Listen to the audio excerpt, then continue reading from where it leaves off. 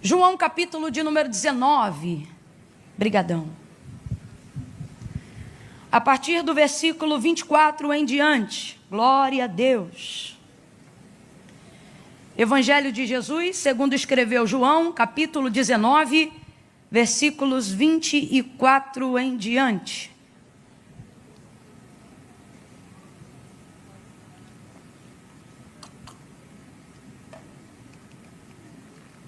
Quem achou pode dar um amém? Amém. Diz assim o texto: disseram uns aos outros: não rasguemos, mas lancemos sortes sobre ela, para ver de quem será. Isto aconteceu para que se cumprisse a Escritura. E isto aconteceu para que se cumprisse a Escritura, que dizia: dividiram entre si as minhas vestes e sobre a minha túnica lançaram sortes. E foi o que fizeram os soldados. Junto à cruz de Jesus estava a sua mãe, a irmã dela, e Maria, mulher de Clopas, e Maria Madalena. Vendo Jesus ali a sua mãe, e que o discípulo a quem ele amava estava presente, disse à sua mãe: mulher, eis aí o teu filho. Depois disse ao discípulo: eis aí a tua mãe. E desde essa hora em diante o discípulo a recebeu em sua casa. Mais tarde, sabendo Jesus que tudo estava consumado, e para que a Escritura se cumprisse, perceba, e para que a Escritura se cumprisse, disse: tenho sede. E estava ali um vaso cheio de vinagre, e embeberam de vinagre uma esponja, colocaram-na numa vara de ísopo e chegaram-na à sua boca. Quando Jesus recebeu o vinagre, disse: está consumado. E inclinando a cabeça, entregou o Espírito. Como era o dia da preparação, os judeus, para que os corpos não ficassem na cruz durante o sábado, porque esse sábado era um grande dia, rogaram a Pilatos que lhe quebrassem as pernas e fossem tirados os crucificados. Foram os soldados e quebraram as pernas do primeiro e a do outro, que com ele fora crucificado. Mas, chegando-se a Jesus e vendo-o já morto, não lhe quebraram as pernas. Contudo, um dos soldados transpassou-lhe o lado com uma lança, e imediatamente saiu sangue e água. E aquele que viu isto testificou que o seu testemunho é verdadeiro, e ele sabe que é verdade o que diz, para que também vós o creais. Verso 36. E estas coisas aconteceram para que se cumprisse a Escritura que dizia: nenhum dos seus ossos será quebrado. E você diga amém por essa palavra. Glória a Deus. Oh, aleluia. Põe a mão sobre o seu coração, deixe sua Bíblia aberta sobre o seu colo. Oh, aleluia. Aleluia, aleluia. Em dias como hoje, onde, dada a elevação da expectativa, a minha dependência em Deus é também elevada, ela aumenta. Eu me lembro de quando, bem no início, ainda caminhando com o Senhor, ele dizia para mim: não temas, abra a tua boca que eu a encherei. E em dias como hoje eu me lembro destas palavras, e isso me dá força, me anima a fé. E vezes antes de assumir a tribuna para ministrar a palavra de Deus, Deus sempre usava alguém no círculo de oração, antecedendo a ministração da palavra, e era um corinho que me lembrava uma oração, né? É uma oração cantada, na verdade. Se você é dessa época, você conhece esse lançamento, diz assim: fala Deus, fala Deus, toca-me com braço. Faça disso uma oração, diga: fala Deus, fala Deus, sim, alegre atendo ao teu. Fala Deus, fala. Fecha os teus olhos, curve a sua cabeça. Fala Deus. Fale com Ele. Toca-me com brasas do... Faça disso uma súplica, peça. Fala, Deus. Fala, Deus. Sim, alegre até.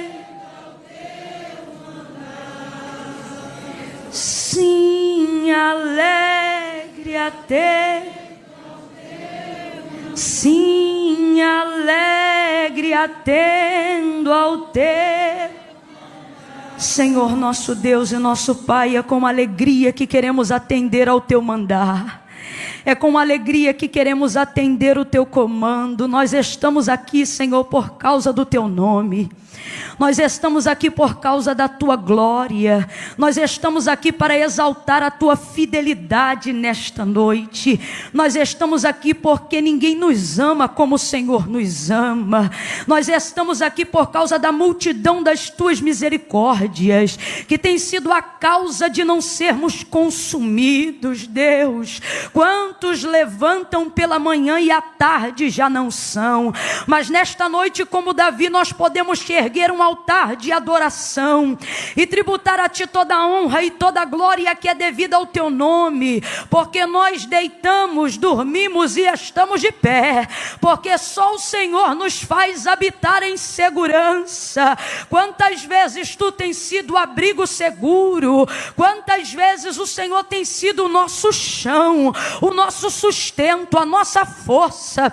Quantos aqui nesta noite vieram do trabalho, outros pegaram trem, alguns vieram de carro, alguns no conforto, outros vivendo um revés da vida, mas todos estão diante do teu altar, Senhor. Todos estão diante da tua grandiosa presença, não porque queremos ouvir apenas uma palavra motivacional, não porque queremos administrar apenas um culto, mas porque precisamos ouvir a tua voz para termos a paz que excede todo o entendimento. É a tua palavra que orienta e que governa a nossa vida. Quantas vezes a nossa esperança já não foi renovada pelo poder da tua palavra? Tu és o mesmo e não mudaste, o Deus de Abraão, o Deus de Isaac, o Deus de Jacó, e por isso nós viemos aqui, porque tu também é o nosso Deus. Graças ao sangue do teu filho vertido na cruz do Calvário, agora eu elevo a minha voz em oração a ti, junto com a tua igreja, e não estou preocupada com técnica nem com oratória. Eu estou preocupada em que o Senhor manifeste a tua vontade de acordo com o teu querer. Trabalha nos nossos corações, continua falando conosco. Levanta aquele que entrou hoje aqui perturbado, caído, liberta aquele que está sentindo-se oprimido, aonde houver uma dor agora no organismo e no corpo, alojada, querendo desvirtuar a atenção desta pessoa para ouvir a tua palavra. Neutraliza, cancela toda a obra do mal nas regiões celestiais, ou que seja no corpo físico, espírito, alma e corpo. A tricotomia de cada jovem, a tricotomia de cada criança, a tricotomia de cada ancião. Aqueles que estão acompanhando ao vivo agora pela internet, passe em revista. O Senhor conhece o nome, o endereço, cura das enfermidades da alma e do corpo. Nós repreendemos toda friga, todo cruzar de dedo, encantamento, palavra ao contrário, seja neutralizada, vencida e sem força agora, no nome de Jesus. Fala no profundo.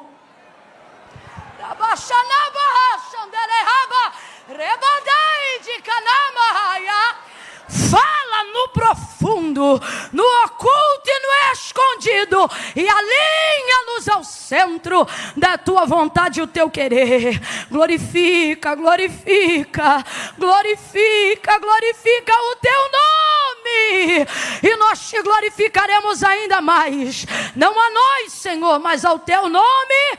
Glória, sem cessar. Nós oramos e te pedimos, fala, que os teus servos ouvem, em nome de Jesus. Quem concorda, diga amém. Oh, amém, aleluia. Oh, aleluia, aleluia. Muita gente sendo curada hoje aqui. Aleluia. Oh, eu acho que você não me ouviu, eu vou falar de novo. Antes desse culto acabar, você vai procurar aquela dor chata que estava te incomodando, aquela dor chata que estava roubando a sua atenção, aquela enfermidade que estava furtando a sua alegria, e você não vai achar, porque o Senhor está cancelando enfermidades no corpo nesta noite. Aleluia. Levante a sua mão e renda graças ao Senhor. Levante a sua mão e adore o amado, o desejado e a glória desta casa. Oh, aleluia, aleluia, aleluia, aleluia. Meu Deus, oh glória. Eu vou contar de 1 a 3, e quando eu disser 3, você vai liberar uma palavra que determina o rumo profético daquilo que eu acredito que o Senhor nos confiou como verdade para esta noite. Amém? No 3, você vai virar para esta pessoa e vai dizer para ela deste jeito: vai se cumprir tudo. Amém? Quando eu disser 3, você libera a palavra. Qual é a palavra que você vai liberar? É 1, é 2, é 3, vai! Agora para o outro vizinho, vai! Oh, aleluia, aleluia! Porque esta palavra é fiel e verdadeira. Porque Deus não é homem para que minta, nem filho do homem para que se arrependa. Falaria e não cumpriria? Oh, diria algo que não fosse capaz de fazer? Como cantou Maria, nós também profetizamos nesta noite. Porque para Deus não há impossível em nenhuma de todas as suas promessas. Aleluia! Oh, aleluia! Aleluia! Aleluia! Deus tem me ensinado que a fé não foi feita para sentir, foi feita para saber. E falando isso, eu já quero liberar uma palavra aqui sobre a sua vida, pelo menos a priori, a princípio, no início da disciplina da fé, porque toda virtude que nós temos precisa ser disciplinada. Toda virtude que nós temos precisa ser doutrinada, porque o corpo, na sua carne, para Deus, voluntariamente não opera nada. A carne é egoísta. Ela só milita em prol dela mesma. Então, quando ao despertar de um dom, ou a manifestação de alguma virtude, seja ela a humildade ou alguma outra coisa, isso precisa ser disciplinado. Então, estou falando sobre o início da disciplina da fé. E pelo menos a princípio falando, eu gostaria que você gravasse isso na sua mente. A fé não sente, a fé sabe. E é muito importante que você tenha isso em mente. Uma fé que está acima de uma esfera sensorial. Porque uma fé sensorial, ela pode ser até interessante enquanto o culto está rolando. Mas ela não tem eficácia o suficiente para a vida. Por quê? Porque aonde é que fica essa fé depois que o culto acaba? Eu vou falar bem rasgado, todo mundo vai entender. Eu não duvido. Pelo contrário, a sua presença aqui nessa noite é a maior comprovação e confissão pública de fé de que você crê. Senão você não viria a este culto. Mas na maioria das vezes a nossa fé, ela é certa por ser verdadeira, mas por estar sendo executada na área errada, até aquilo que era para dar certo dá errado. Não por falta de fé, mas por estar utilizando uma fé genuína no lugar errado. Ou, em outras situações, por estar achando que se tem uma fé genuína, quando na verdade tudo que se tem é uma fé sensorial, uma fé motivacional. Você fica animado enquanto o louvor está cantando, você crê. Você se anima enquanto a palavra está sendo pregada, mas depois a sua vida oscila igual um gráfico de um cardiograma. Ora lá em cima, ora lá embaixo, porque você precisa ser motivado o tempo todo pelo que você sente para você passar a crer. E uma fé que é governada por sentimentos não é o suficiente para te dar estabilidade. Não é o suficiente para que você venha provar de uma vida de milagres. O que disse Jesus para Marta? Se credes, verás a glória de Deus. E ela tinha fé. Marta, por exemplo, tinha muita fé. Eu já falei sobre isso aqui. Quando Jesus chega na aldeia de Betânia, depois de Lázaro, 4 dias já morto, Ela diz assim: se tu as tivesses aqui, o meu irmão não teria morrido. Ela tem uma fé verdadeira, mas conjuga no passado. Ou seja, eu creio tanto que a vida de Lázaro estava na tua mão, que se o Senhor estivesse, olha isso, conjugação do passado, está dizendo, se o Senhor estivesse aqui antes, ou seja, eu tinha fé para antes, meu irmão não teria morrido. A fé dela em Jesus é verdadeira, mas ela aplica conjugando no passado. E fé no passado não resolve nada. Fé no passado não resolve nada. Aí Jesus libera uma palavra que traz ela para cá.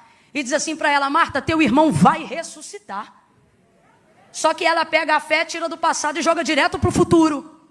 Ela diz: eu sei, naquele grande dia, foi longe demais. Ou seja, a fé é verdadeira. Eu sei, na conjugação do grego em João 11, significa eu creio. Ou seja, a fé ela tem, mas está conjugando no tempo errado. Ou ela tem fé no passado, ou ela tem fé no futuro. Mas Jesus olha para ela e diz: Marta, se credes, verás a glória de Deus. Quando? No passado? No futuro? Aqui, hoje e agora. O que ele está fazendo? Ele está corrigindo a fé de Marta, dando a ela expectativa. Agora presta atenção. Eu vou entrar em João, mas eu preciso preparar a sua mente para o que diz a palavra do Senhor em João 19. Perceba isso. Jesus, quando sai da aldeia de Betânia, já toma uma decisão: eu vou ressuscitar Lázaro. E ele precisa do conselho de alguém para tomar essa decisão? Ele precisa da fé de alguém para tomar essa decisão? Muito antes de animar os discípulos para irem a Betânia, muito antes de animar Marta a crer, muito antes de corrigir a expectativa da fé da sua irmã Maria, ele já havia decidido muito antes de chegar na aldeia de Betânia. Ele disse: Lázaro está morto, mas eu vou ressuscitá-lo. Então preste atenção, Jesus não está trabalhando com a fé de ninguém para decidir se opera um milagre na vida de Lázaro. Ele já decidiu. Mesmo assim, ele vai animando a fé de todo mundo, para que as pessoas possam caminhar até a realização desse milagre com ele. E é exatamente a mesma coisa que ele tem feito conosco. Preste atenção. O capítulo onde nós lemos o momento do Calvário, a crucificação de Jesus Cristo, vão haver 4 menções, das quais 3 em João 19. Nós separamos nesta noite, onde o texto massifica, falando que algumas coisas, mesmo que fossem tristes, pesadas e outras triunfantes, todas elas, segundo o relato de João, que foi testemunha ocular do episódio do Calvário, determinam que aconteceram pela batuta orquestrada da palavra. Se você substituir a palavra escritura por palavra, é basicamente o que o texto está dizendo. Que tudo o que aconteceu diante de Jesus, ou com Jesus, no momento do Calvário, aconteceu para embasar as palavras liberadas pela boca do profeta Isaías. Quem ainda está comigo, diga amém. Tudo que parecia avesso, tudo que parecia inverso, tudo que parecia incerto, e até o que demonstrava medo, insegurança, tristeza, vergonha e dor, João vai pontuar cada uma dentre as 4, e nós escolhemos hoje aqui 3, aonde ele deixa claro dizendo: isto aconteceu para se cumprir a Escritura, e isto aconteceu para se cumprir a Escritura, e isto aconteceu para se cumprir a Escritura. Veja como a palavra de Deus é quem vai determinar tudo aquilo que vai acontecer na vida do próprio verbo vivo feito em carne. O que eu estou querendo dizer com isso e o que isso tem a ver com fé, você vai entender agora. A maioria de nós que estamos aqui, sem dúvida nenhuma, temos fé. Complete aí para mim: nós temos fé. Nós temos fé. Mas não pode ser uma fé sensorial, uma fé que só sente. A fé verdadeira não está baseada no sentir, está baseada no saber. Porque se eu tomo decisões, ou se eu interpreto as circunstâncias que se movem ao redor de mim na minha vida, baseado somente naquilo que eu sinto, hoje eu creio, amanhã eu não creio. Hoje eu tenho força, amanhã eu não tenho força. Se está tudo bem, eu fico legal. Se de repente a porta se fecha, eu me entristeço. Porque eu estou deixando os meus sentimentos governarem a minha vida. Aonde nascem os sentimentos? Na alma. E a fé está ali? Não, a fé é motivada pelo Espírito. As rédeas da minha vida precisam estar nas mãos do Espírito. Então, quando o Espírito se manifesta, querendo demonstrar qualquer coisa que é contrário à palavra. Se eu tenho de Deus palavra, consequentemente também terei fé, e darei ao Espírito autonomia, para sujeitando a alma, ele dizendo, segura ela aí. Por quê? Porque não é baseado no que eu sinto, é baseado no que eu sei. Vai ouvindo aí. Então tudo que é seguro, tudo que é estável, tudo que existe e que há, não está baseado prioritariamente na fé, está baseado prioritariamente na palavra. Camila, então o que você está dizendo, que não precisa ter fé? Não, eu só estou dizendo que uma fé que não é baseada na palavra não se sustenta. Ela só dura um culto, ela só dura um louvor, ela só dura uma oração, ela só dura uma noite, ela só dura um período de campanha. E o Senhor te chamou para viver uma vida abundante que vai te conduzir à eternidade. Então você não pode ter uma vida onde as suas decisões e o governo das suas decisões esteja na mão dos seus sentimentos. E o que é que está acontecendo hoje? A maioria das pessoas estão conduzindo a sua crença em Deus baseado naquilo que elas sentem. Por quê? Porque não tem conteúdo acerca daquilo que Deus falou sobre elas. E Camila, e daí? E daí que você vai ver em João 19 nesta noite. O tamanho da importância é uma questão de sobrevivência para aquele que diz crer em Deus. Ter consciência do que a palavra de Deus diz acerca e ao meu respeito e ao seu respeito. Deus não tem compromisso com cor. Deus não tem compromisso com cabelo. Deus não tem compromisso com conta bancária. Deus não tem compromisso com estilo, com estirpe, com shape. Deus não tem compromisso com conta corrente. Deus não tem compromisso com a não. Deus tem compromisso com a palavra. Ele corresponde à palavra. Deus não corresponde a sentimentalismo. Eu não estou dizendo que Deus não é sensível. A manifestação de Jesus Cristo na terra é a maior prova da sensibilidade de Deus para com a humanidade. Agora, o que é ser sentimentalista? É se tornar refém de um sentimento e dar para ele o governo das minhas decisões.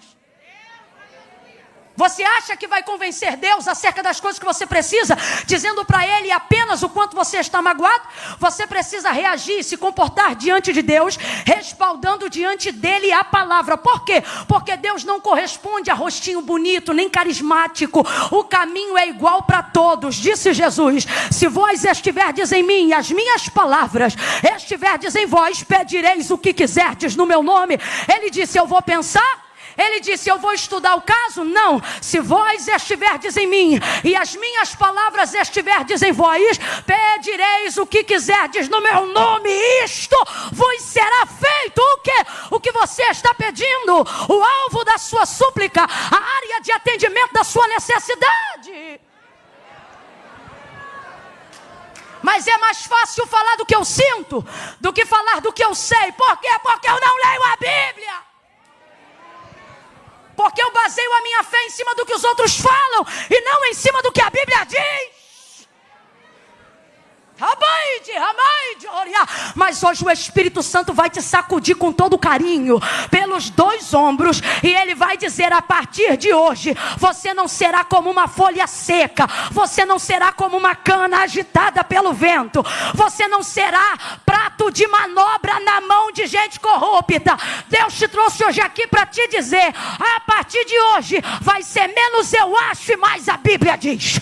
A palavra de Deus diz, a palavra de Deus garante, e Deus tomará o governo de todas as decisões da sua vida. Hoje eu ministro algo esquisito aqui. Eu ministro um tipo de fé fria.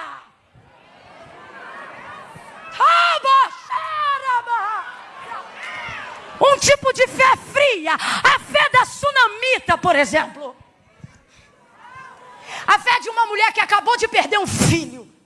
O único filho. Cumprimento de promessa, predito pela boca de Eliseu, morreu. O texto diz, meio-dia, menino no colo, morreu. Complete aí, por favor, 2 Reis 4, o menino morreu. Aí o que o texto diz sobre isso? Que ela pega o menino, irmão, que é isso? Filho único. Pega o moleque, que a gente acredita já ter aí quase encabeçando 12 anos de idade, porque é o período de idade de quem já pode sair de casa para ver o que o pai está fazendo no campo, no comércio, na empresa, seja lá onde for que ele trabalhasse. Pega o menino no colo. Já é estranho uma mulher pegar um menino desse tamanho no colo. Pega o menino no colo, sobe as escadas, porque o texto diz que o quarto de Eliseu ficava no pavimento superior. Quem está conseguindo imaginar a cena? O moleque está morto. Ela viu que não tem mais vida nele. Quando não tem vida no alvo daquilo que eu quero que viva, para Deus não tem problema. Sabe por quê? Porque Ele não depende da fé que você coloca nas pessoas ou que as pessoas colocam em você. Ele só depende da fé que você decidiu colocar nele. Não, eu não sei se você entendeu. Veja, não tem mais vida no menino, mas tem vida na mãe. Ela pega o menino no colo, sobe as escadas, abre a porta do quarto do profeta, deita o menino sobre a cama do homem de Deus. O texto diz que ela fecha a porta. Parece que eu imagino a cena, ela pegando a chave e colocando no bolso. Desce ela as escadas, murcha a barriga e estufa o peito. Porque quanto mais mal alguém tiver, mais necessidade tem de mostrar que está bem. Aí ela vai descendo e diz: marido, chama o servo para mim, manda trazer a charrete e a jumenta. Ele dá ordem primeiro, parceria, e pergunta por quê depois. Aí ele diz: mas vais aonde? Ela diz: eu vou ao encontro do homem de Deus. Ela sabia que ele estava no Carmelo, aonde preservava o mesmo costume do seu mentor Elias, que orava com a cabeça entre os joelhos. Oh, quanta gente perdendo o costume dos joelhos. Deixa isso para outro dia. Aí ela pega a charrete, ela pega o moço da casa, o servo, e ela diz assim para ele: guia, anda e não para. Olha a frieza dessa mulher. Olha isso. Guia, anda e não para, senão quando eu te disser. Duas verdades. Ela não tem condições de dirigir esse carro sozinha. Então ela chama alguém para guiar, mas a direção ainda é dela. Não, olha isso. Não permita com que no momento de vulnerabilidade, porque pessoas sentimentais são assim. No momento de vulnerabilidade, vocês deixam a gente que não sabe do que está acontecendo te dizer para onde você tem que ir. É por isso que você precisa ter conhecimento do que Deus tem ao seu respeito. Por quê? Porque na hora de um momento onde você estiver desesperado, na hora de um momento em que você estiver angustiado, você saberá para onde ir, mesmo quando não puder guiar-se até lá. Ela diz para ele: guia, anda e não para. Sabe o que ele está dizendo? Quem vai dirigir é você, mas a direção é minha. Você vai para onde eu estiver dizendo para você ir. E para onde ela vai? Ela vai ao encontro de Eliseu. Porque já tem ali pelo menos 15 anos de amizade e de relacionamento, no mínimo, jogando por baixo, desde o primeiro dia que ele entrou, até agora que o menino é crescido. E como ela faz isso, irmãos? Porque ela está indo em direção ao Carmelo, onde está o profeta Eliseu. Deus falou comigo isso. Deus disse assim para mim: ela sabe quem ele é, sabe aonde ele está e sabe o que ele pode fazer. Quando você sabe quem é Deus, e agora eu estou falando para você, quando você sabe quem Deus é, sabe aonde Ele está e sabe o que Ele pode fazer, a charrete pode estar na mão de quem for, mas a direção é sua. Vai por ali, vem por aqui, sobe ali, desce ali. Ela chega lá. Agora responda para mim. Responda para mim com inteligência, não precisa espiritualizar, porque hoje é uma das coisas que a gente menos vai fazer aqui, porque eu quero te convencer sobre uma fé real. Uma fé real e não sensorial. Diga para mim: filho único, morto, sozinho dentro de casa. Não, eu vou fazer a pergunta ainda. Filho único, morto, sozinho dentro de casa. Pegou sozinho, trancou sozinho, chamou sozinho, está indo sozinho. Está desesperado ou não está? Estamos falando da mãe agora. Está desesperado ou não está? Está angustiado ou não está? A alma está de cabeça para baixo ou não está? A mente está fervilhando mais do que panela de pressão, sim ou não? Vamos lá, gente, é mãe, sim ou não? Sim. Qualquer mãe, na condição dela, poderia sair gritando, desesperada: ai, meu filho! Se fosse no Rio de Janeiro, ela iria para a rua e dizia: chama SAMU! mão no cabelo, se ela quisesse rasgar as vestes e trazer terra sobre a cabeça, nós a compreenderíamos. Ninguém criticaria ela é mãe. E perdeu o seu filho. Mas olha o que ela faz. O desespero está lá dentro. A angústia está lá dentro. O medo está lá dentro. O temor está lá dentro. O receio está lá dentro. Mas ela coloca tudo na mão do Espírito e diz: segura a alma que eu vou atrás do profeta. Só para você entender. Ela não faz escândalo, ela não arma barraco gospel. Ela chega para o profeta e diz: vive a tua alma, que eu não vou te deixar. Enquanto você não sair daqui comigo, para quê? Para resolver esse problema.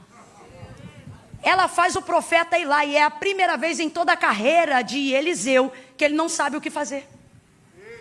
A primeira vez.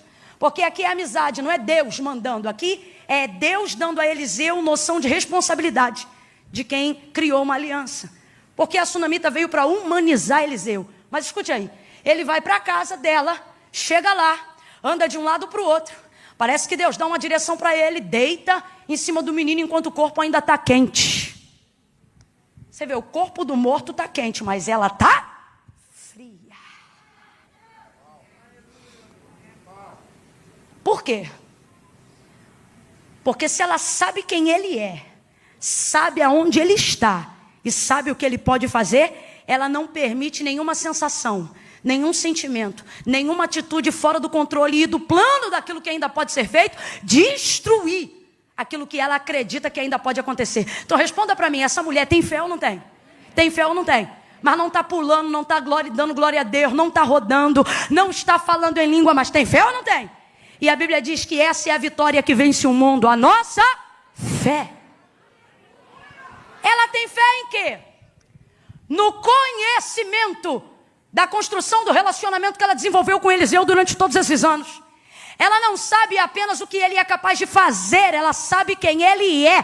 Porque no dia que ela construiu um quarto junto ao muro da casa, o que ela disse ao marido? Marido, vamos construir um quarto junto ao muro da nossa casa, porque eu tenho visto que este homem que sempre passa por nós é um santo homem de Deus. Ela sabia quem ele era e sabia o que ele podia fazer. Ela manteve o controle, não baseado no que ela sentia, ela manteve o controle baseado no que ela... Abre a boca, baseado no que ela sabia. É esse tipo de fé que o autor da carta aos Hebreus fala. É a fé de alguém que não está tão preocupado em transparecer fé aos outros, mas está extremamente comprometido em mostrar para Deus que sabe no que ela acredita, no que ele acredita, no que sua vida deseja, aonde estão as suas expectativas. E Camila, por que hoje em dia já não está acontecendo mais assim com tanta frequência? Será que está faltando fé? Não. O que está faltando é expectativa na palavra para que haja realidade de fé. A Bíblia diz que a fé vem pelo ouvir e o ouvir da palavra de Deus. Não é qualquer palavra. A fé vem pelo ouvir e o ouvir da palavra de Deus. Se a fé vem pelo ouvir de Deus, quando eu começo a me relacionar com Deus, eu não me relaciono com Ele manifestando primeiro a fé. Eu primeiro preciso manifestar em minha palavra e a minha fé se manifestará diante de Deus. Camila, eu não entendi. Vai entender que eu vou falar rasgado. Na ordem e na escala de prioridades de quem se relaciona com Deus, você coloca a fé no primeiro lugar e deveria colocar a palavra. Porque não tem como manter a fé na primazia se primeiro você não tiver a palavra. Vou falar mais rasgado e quem tem 12 anos vai entender também. As pessoas dizem assim: tal coisa não aconteceu, ou aquilo não aconteceu, porque fulano não teve fé para Deus fazer. Fé para Deus fazer. Eu já ouvi isso muitas vezes. É quase um jargão popular de quem fala crentez. Fé para Deus fazer. Deus não precisa de fé para fazer nada. Ouça isso com muita atenção. Camila, Deus não precisa da minha fé para fazer nada, não precisa. Sua fé não dá para Deus poder de fazer nada. Se você crê, Deus pode. Se você não crê, Deus continua podendo. Deus não depende da sua fé para manifestar o poder que Ele já tem. E isto está provado na palavra, não estou inventando. Antes de querer me chamar de herege, ouça o que a Bíblia diz: e anátema seja tu, ao invés de mim. Gênesis capítulo de número 1. No princípio, a terra era sem forma e vazia. Complete por favor aí, eu vou dizer, olha, não havia nada. Complete aí, não havia? Não havia?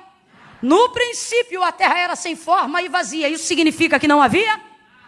E o Espírito de Deus, não é de Satanás não, é o Espírito de Deus, não é das trevas não. E o Espírito de Deus se movia sobre a face das águas. E o Espírito de Deus, então vamos lá, quem se movia sobre a face das águas que estavam no abismo? Era o Espírito de? O Espírito de? Mesmo assim, Deus estava no princípio e o Espírito dele já se movia no princípio, mas não manifestava nada, não criava, não movia nada. Deus estava lá no princípio. O Espírito se move, mas não realiza nada, não cria nada, não produz nada, não projeta nada, não nasce nada. Só tem Deus lá, mas mesmo assim não acontece. Aí você conhece a história bem de Gênesis 1. E disse Deus. É a primeira manifestação de verbo. É a primeira manifestação de palavra. E João diz que Jesus já estava lá desde este dia. Porque diferente dos outros evangelistas, ele já coloca no cabeçalho da biografia não o nome de José, nem o nome de Maria. Porque João não predata a manifestação de Cristo na conceição de Maria. Ele predata a biografia de Cristo lá no princípio. Quando ele diz, no princípio era o verbo estava com Deus. O verbo era Deus, nele estava a vida, e a vida era a luz dos homens. Ouça isso, Gênesis 1, aí ele diz assim: e disse Deus, haja luz. Eita gente, e o que aconteceu? E houve luz. E disse Deus, haja luz, e houve luz.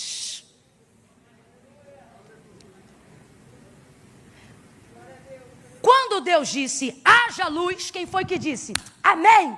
Tá ligado? Quando Deus disse, haja luz, qual anjo gritou? Eu creio. Preste atenção, tentando resumir para você entender. Não há manifestação de realidade de fé em Gênesis 1. O que há é manifestação de palavra. Ninguém disse eu creio, não há manifestação de fé em Gênesis 1. O que há é manifestação de palavra. Camila, o que você está dizendo? Que eu não preciso ter fé? Não. Estou dizendo que é necessário que todo aquele que se aproxima de Deus creia que Ele exista e que Ele é galardoador daqueles que o buscam. Mas quando isto vai se tornar uma realidade? Quando ao invés de colocar a fé no pináculo, eu colocar a palavra. Então preste atenção. Deus não depende da minha fé para fazer, porque o autor da carta aos Hebreus legitima a seguinte verdade: porque céus e terra, tudo o que existe e tudo o que há, não foi feito por prova aparente do que se vê, mas foram criados pelo poder da fé, foram criados pelo poder da sua palavra. Então não há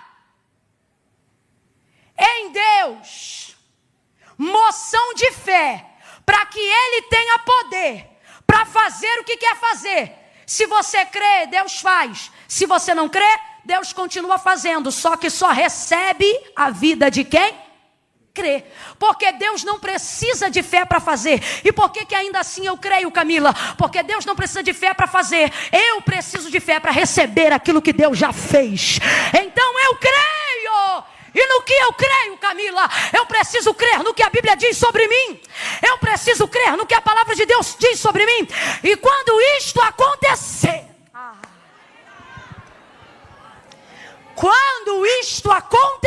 o que?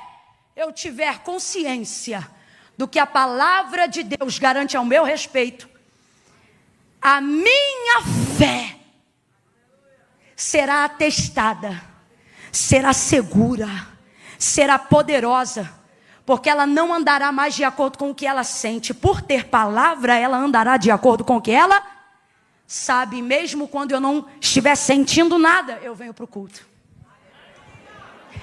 E mesmo quando eu estiver na TPM, eu digo, fiel é Deus que está no céu. E mesmo quando a enfermidade bater a porta da minha casa, ainda num leito eu direi: Ele cura, Ele salva. Por quê? Porque não é uma fé que está baseada naquilo que eu sinto, é uma fé que está baseada naquilo que eu...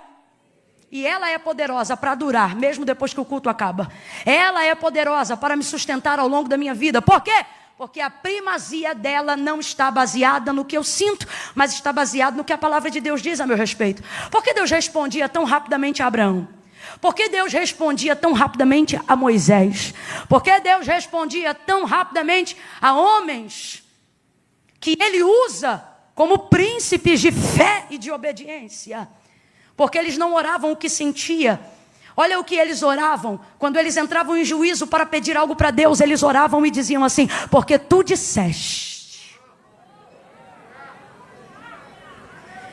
Quando Deus decidiu que ia acabar e exterminar com o povo no deserto, Moisés não disse: Deus, por favor, não.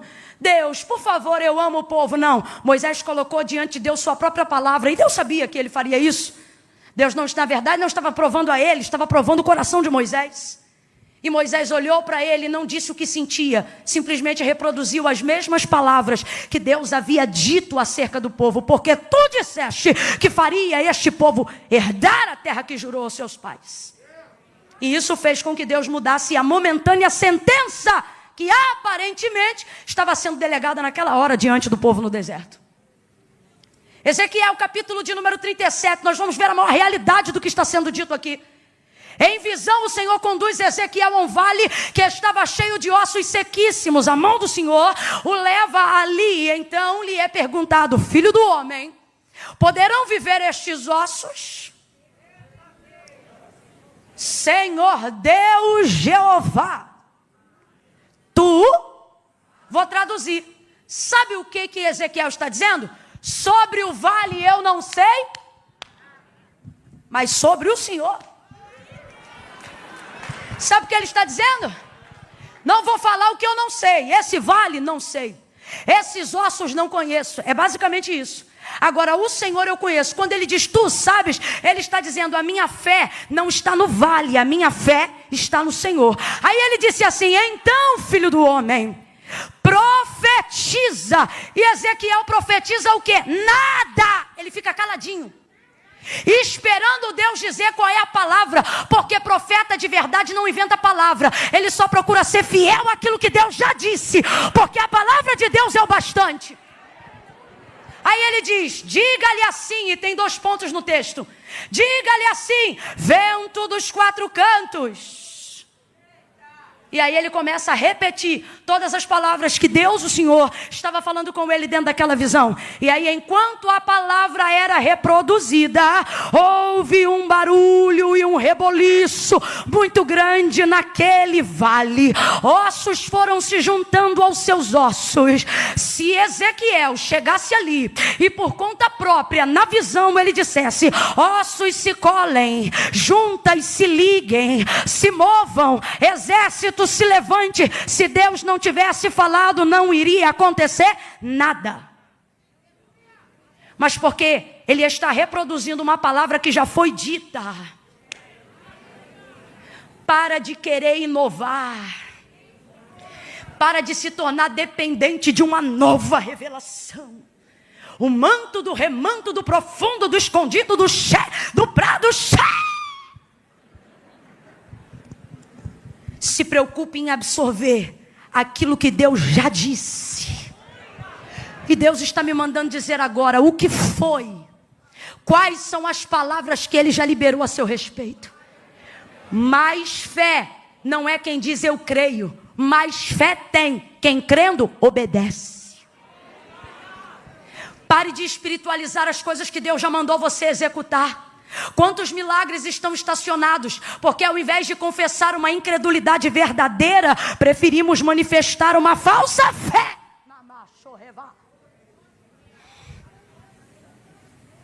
2 Reis 4, a viúva: meu marido morreu, credor está na porta.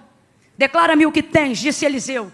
Só tem uma botija de azeite. Entra no quarto, fecha a porta, e nos vasos que pediu todos emprestado, derrama o azeite da botija nos vasos. Ele disse derrama, palavra de ordem, verbo imperativo. Ele disse vai e derrama. Sabe o que ele está dizendo? Ele está dizendo, vai e faz. Ele não está dizendo creia, ele já está trabalhando com a fé que acredita que ela tem. Por isso ele não diz entra e ora, ele disse entra e faz. Ah não, vou falar isso aqui. Aí a gente entra no quarto, tá com a palavra, tá com a palavra. A palavra do profeta é, entra e derrama. A gente segura a botija. Quando vê a quantidade de azeite que tem na botija e a quantidade de vasos que está esperando para ser cheio, a gente fecha o olhinho. Senhor meu Deus e meu Pai, eu estou aqui na tua presença e te apresento esta botija. Leva a mão, não vou falar rasgado. Você está espiritualizando o que Deus já mandou você fazer. Sabe por que teve milagre? Porque ela foi lá e derramou. E se você ler direitinho, em casa lê, não acredita, lê. E se crê, lê de novo. O azeite não foi multiplicado dentro da botija. E também não foi multiplicado dentro do vaso. O azeite foi multiplicado no fio do azeite enquanto ela derramava. Camila, eu ainda não entendi. Agora veja bem, se ela chega e começa a orar, pastor Dilton, enche a minha botija, transborda a minha botija, Deus não ia fazer? Porque a palavra não era entra e ora, a palavra era entra e derrama, faz. Aí Deus já falou, coloquei na tua vida unção para curar. Quando vem aquela onda no culto de avivamento, Deus diz que está curando, você sente um monte de coisa. E de vez em lá e chapar a mão em quem Deus mandou você chapar. Aí você fica assim, Deus me dá unção, Deus me dá unção. Deus diz, unção eu não te dou mais, porque eu te dou unção desde o dia que você nasceu. Agora começa a pedir coragem, porque unção para curar você já tem. Mas você não faz, você não toca. Por que não? Porque você prefere espiritualizar. Deus trabalha numa incredulidade sincera, mas não suporta uma fé falsa. Voltou na mesma casa que os discípulos o tinham visto, mas Tomé não cria.